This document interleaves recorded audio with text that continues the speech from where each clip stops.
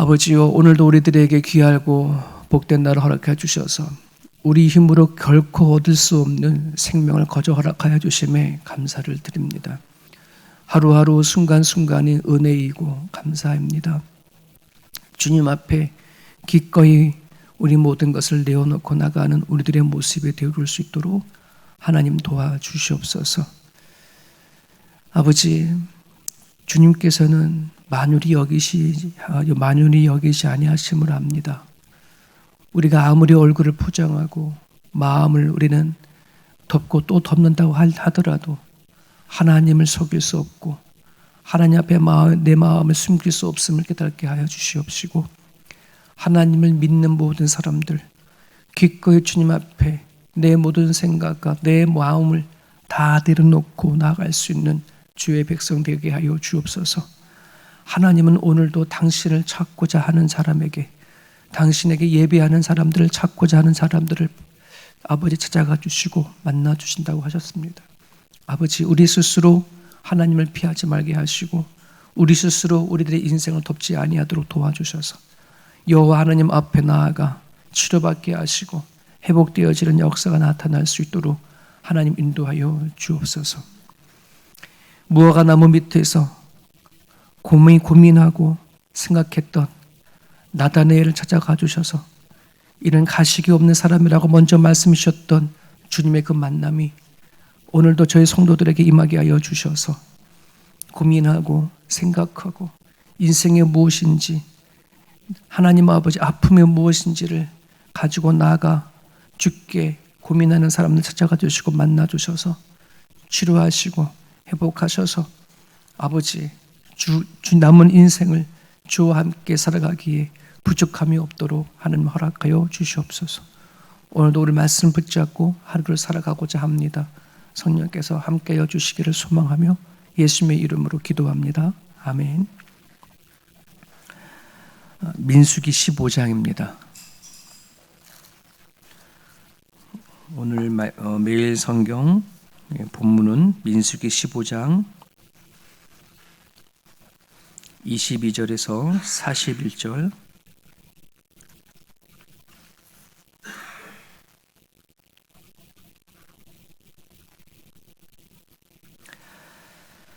민수기 15장 22절에서 41절까지 우리 같이 읽겠습니다. 너희가 그릇 범죄하여 여호와가 모세에게 말씀하신 이 모든 명령을 지키지 못하되 곧 여호와께서 모세를 통하여 너희에게 명령한 모든 것을 여호와께서 명령한 날 이후부터 너희 대대에 지키지 못하여 회중이 부지 중에 범죄하였거든 온 회중은 숫송아지 한 마리를 여호와께 향기로운 화제로 드리고 규례대로 소제와 전제를 드리고 숫 염소 한 마리를 속죄제로 드릴 것이라. 제사장이 이스라엘 자손의 온 회중을 위하여 속죄하면 그들이 사함을 받으리니 이는 그가 부지 중에 범죄함이요 또 부지 중에 범죄함으로 말미암아 헌물 곧 화제와 속죄제를 여호와께 드렸습니다.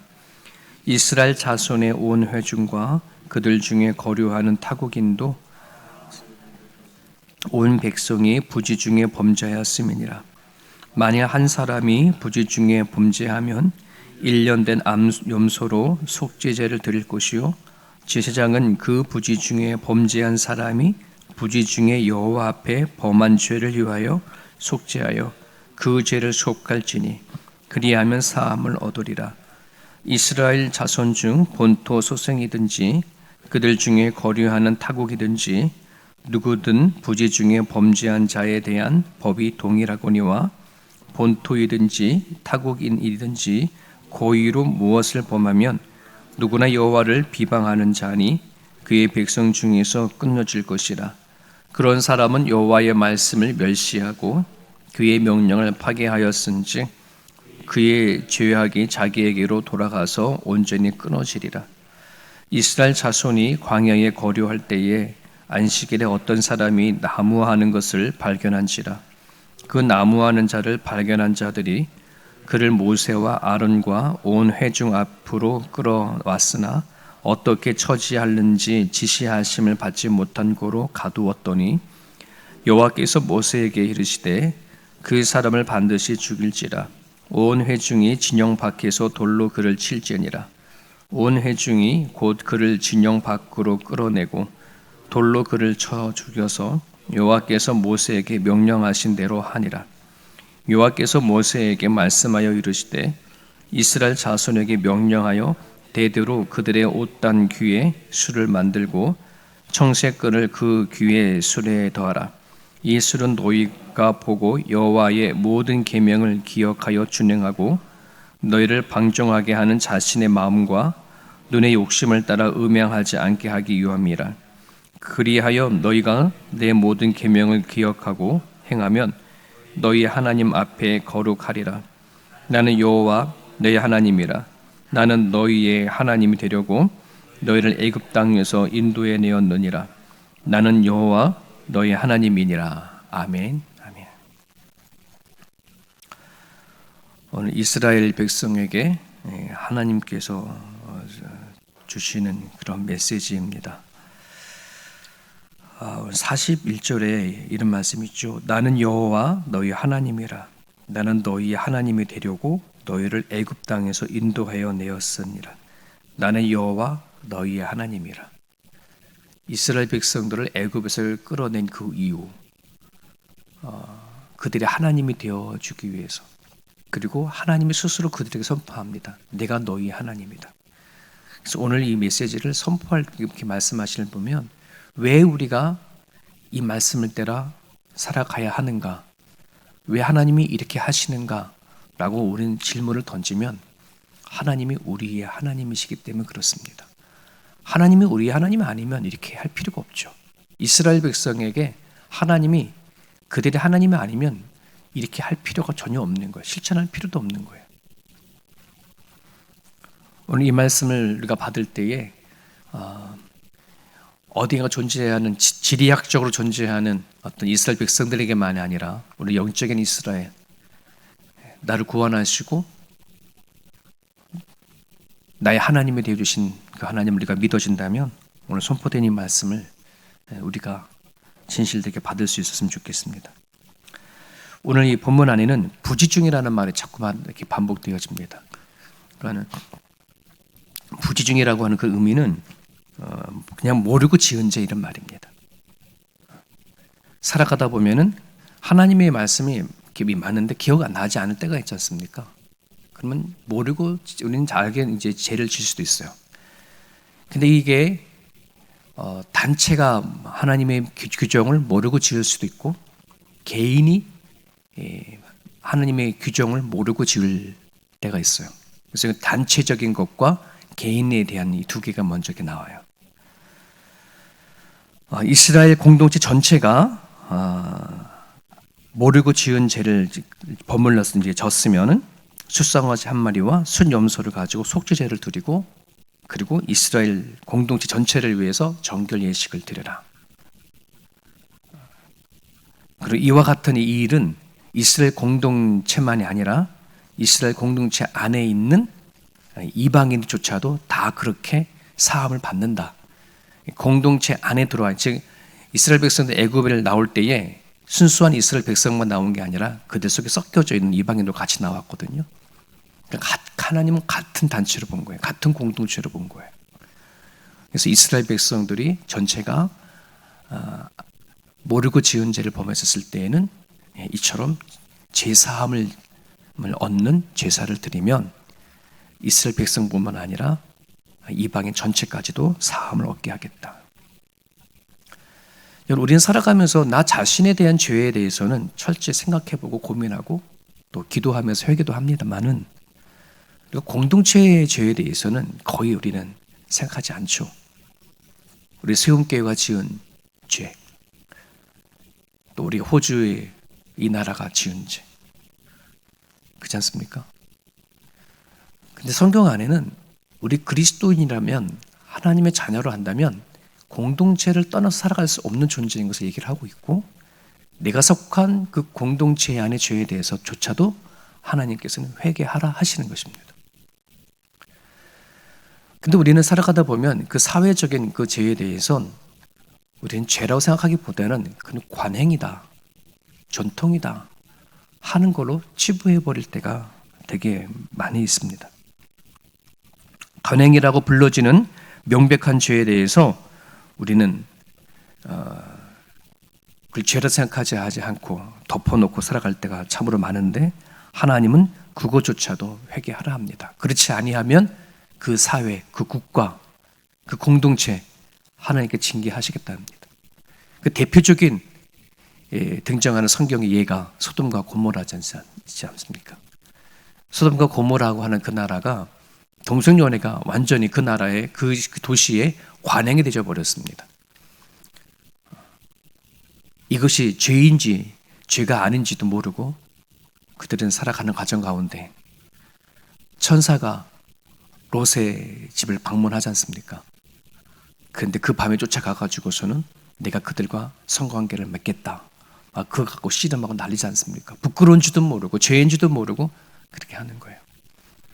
끝내는 그들이 그것이 죄인 줄 모르고 살았던 소돔과 고모라를 하나님께 심판해 버리지 않습니까?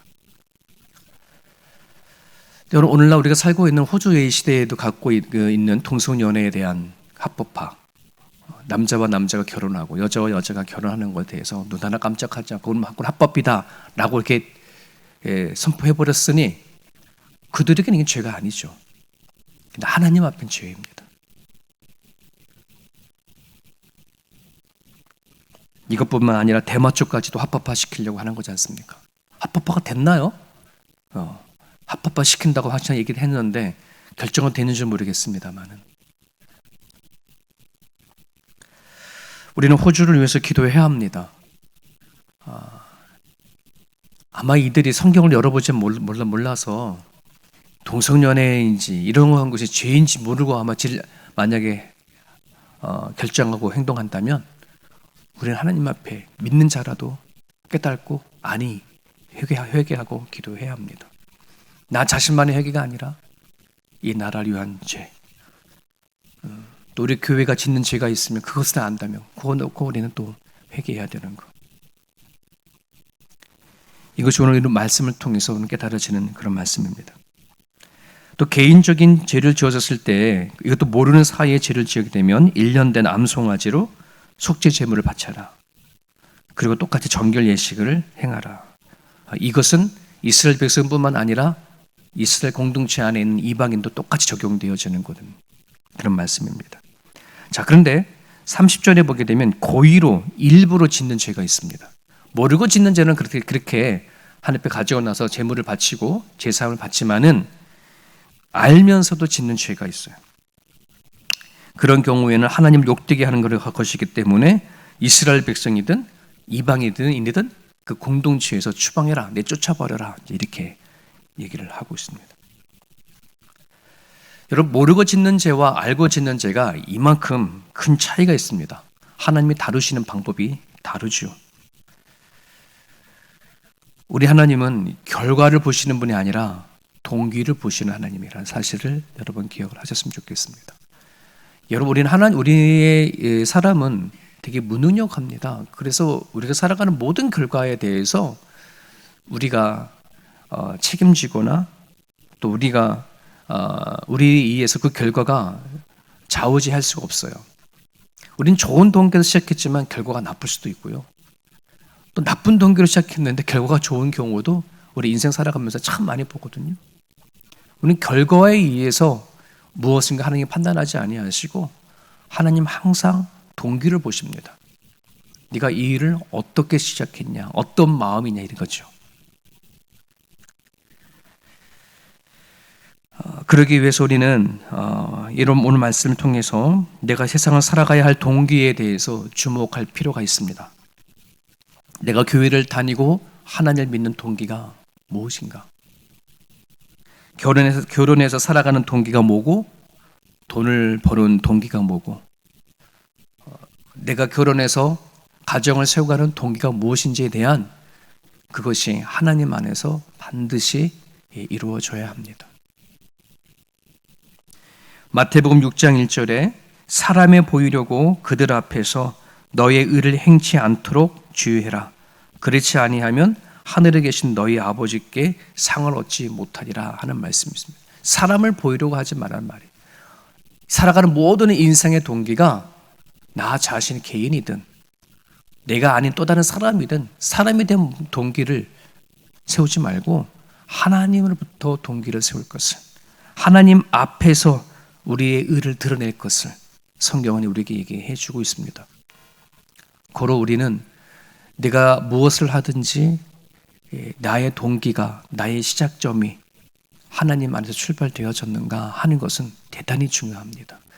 결과를 가지고 하나님 보지 않는다는 것, 우리가 교회 안에서 어떤 행사를 하든 또 무엇을 하든 결과를 가지고 우리는 판단하지 아니하고 이걸 왜 하나, 무엇 때문에 하나 하는 선한 동기가 우리 교회와 또 여러분 가정과 여러분 하시는 모든 일들 위에 이루어질 수 있기를 간절히 바랍니다.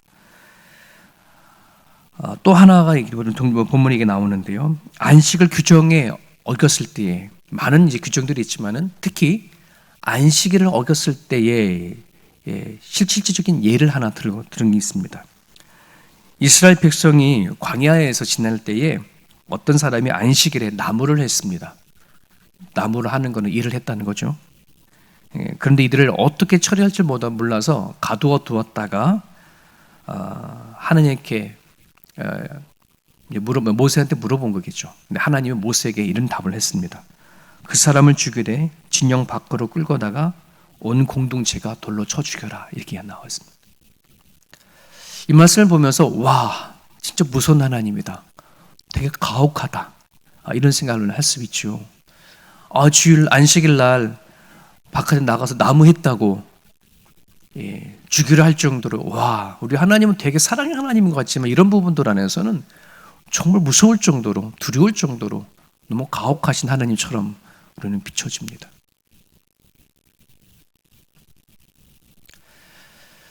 하나님이 왜 이렇게 이 부분을 이렇게 다루었을까를 생각해 봅니다.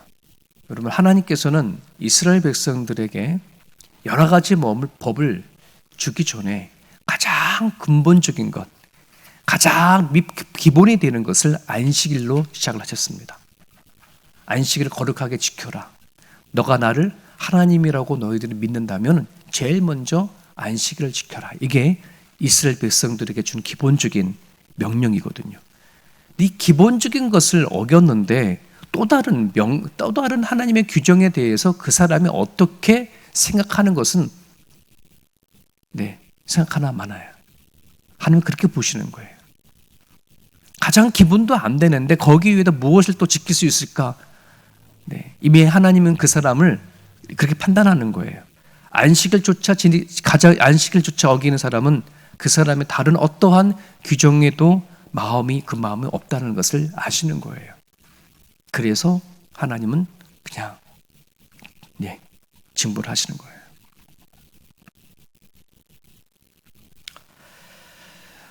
여러분, 우리가 교회에서 항상 예배를 드리지 않습니까? 모이면 예배하지 않습니까?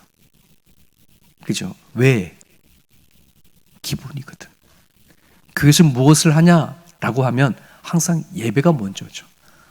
그러고 나서는 거기에 교제도 있는 거고 성교도 있는 거고 하나님을 섬기는 것도 있는 거예요.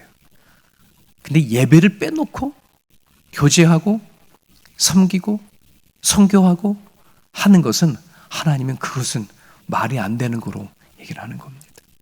개개인들이 하나님 앞에서 주일날 예배에 대한 그 만남이 반드시 이루어져야 하나님 거기서부터 또 다른 무엇인가 이루어 가시는 분이 여호와 하나님이. 그래서 그만큼 예배가 중요한 거예요. 제가 어제도 그런 말씀을 드렸지만 10분 전 일찍 나오십시오, 예배 캠페인, 이건 부끄럽다고 제가 말씀을 드렸어요. 있을 수 없는 거예요. 하나님을 정말 내 하나님이라고 믿는다면, 하나님을 나의 구주라고 믿는다면 주일 성소를 지키고 예배하는 이 모습은 정말이에요. 이게 가장 기본이기 때문에 그래요. 하나님은 그것부터 봅니다. 하나님께 나아가지 못하면서 어떻게 삶의 예배가 가능할까? 믿음과 신앙의 척도는 예배입니다. 내가 하나님을 찬양하는가, 기도하는가, 들을 말씀이 있는가부터 그 모든 신앙은 시작이 되어지기 때문에 그렇습니다. 이 아침 남아 새벽 예배를 드리는 여러분들, 세움교회 다른 어떤 행사나 그 어떤 일보다 가장 먼저 예배가 회복되고 예배가 부흥되어져서 성도들이 스스로 하나님을 찬양하고 기도하고 말씀을 들을 길을 달라고 기도해 주셨으면 감사합니다. 끝부분에 하나 더 있습니다. 옷을 장식에 대한 규정입니다. 이스라엘 백성들의 겉옷 가장자리에다가 술을 만들어 다르라는 말입니다. 자색빛 끈을 다르라는 거예요. 그거를 바라보면서 하나님이 어떤 분인지, 하나님께서 이스라엘 백성들에게 준 규정을 생각나게 하고, 그거를 볼 때마다 후손들에게 가르치고, 그것을 볼 때마다 너희들이 하나님 앞에 등 돌리지 않게 하라. 그래서 옷끝 가장자리에다가 술을 달게끔 한 거예요. 마치 오늘 따지면 십자가와 같은 거예요. 우리가 십자가를 바라보면서 하나님 우리에게 어떤 일을 하셨는지, 우리를 어떻게 사랑하셨는지, 오늘 우리들에게 어떤 자세로 살게 하시는지에 대해서 알게 하시는 것 십자가이듯이 이스라엘 백성들에게서는 가장 겉옷의 가장자리에다 옷을 달게 했습니다. 왜 이렇게 하시느냐? 이스라엘 하나님이시기 때문에 그렇습니다. 오늘 하나님이 우리의 하나님이라고 생각하신다면 오늘 주신 이 선포된 이 말씀을 통하여 각자의 말씀을 받으시고 하나님의 말씀 따라 살아가려고 동행하는 삶이 됐으면 좋겠고요. 그리고 하나님께서 우리 하나님이 되신다는 사실을 우리가 바라보고 오늘도 살아갔으면 좋겠습니다. 자유롭게 기도하시다가 돌아가시길 바랍니다.